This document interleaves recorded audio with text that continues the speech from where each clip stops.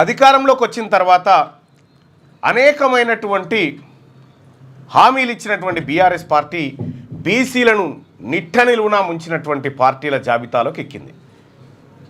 మరి బీసీ ప్రజలు కూడా ఇవాళ మనం అందరం పోతా ఉన్నాం, బాపు గులాబీ జెండా అని పోతా ఉన్నాం కదా. ఒక్కసారి ఆత్మవిమర్శ చేసుకోండి. నీ శ్రమను వాళ్ళ కోసం ఖర్చు పెట్టినంతసేపు వాళ్ళే రాజులై కూర్చుంటారు. ఇవాళ ఆ లైన్ అంతే. భారతీయ జనతా పార్టీ అయితే ఈడబ్ల్యూఎస్ తీసుకొచ్చి బీసీల రిజర్వేషన్ కొంప ముంచి బీసీలకు రిజర్వేషన్ ఇవ్వమంటే ఇయ్యనని చెప్పి కూర్చుంది. ఇక కాంగ్రెస్ పార్టీ 42% నాటకం మీ కళ్ళ ముంగట్నే ఉన్నది.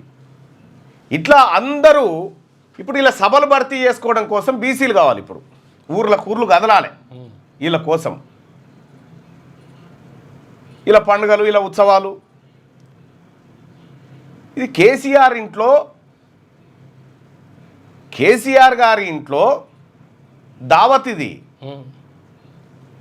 ఎలకతుర్తి కాడ జరిగేటువంటి కార్యక్రమం అంటే కేసీఆర్ గారి ఇంట్లో దావత్ జరుగుతూ ఉంది. ఆ దావత్కు ఎట్లాగో మనం పోతూ ఉంటాం కదా, ఊర్ల పొంటి చుట్టాలో తెలిసిన వాళ్ళు వీళ్ళు పోతూ ఉంటే పోయి భోజనానికి రమ్మని పిలిచిపోతారుగా, ఆ కార్యక్రమం అన్నట్టు. అంతే, అంతకు మిక్కిలు ఏం లేదు. ఇప్పుడు కాంగ్రెస్ పార్టీ 42% ఇది ఇస్తదా సస్తదా అనేటువంటి ఆ కత్యాల మీద వేలాడుతూ ఉంది. ఇచ్చే ఇష్టమైతే రేవంత్ రెడ్డి గారికి లేదు. ఈ ముగ్గురు పార్టీలోళ్ళు బీసీలని నిండా ముంచినటువంటి బాపతే.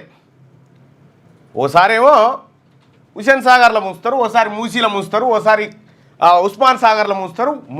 ముంచుడు మాత్రం సేమ్, కాకపోతే వివిధ కుంటలలో ముంచుకుంటూ వస్తారు అన్నట్టు అంతే.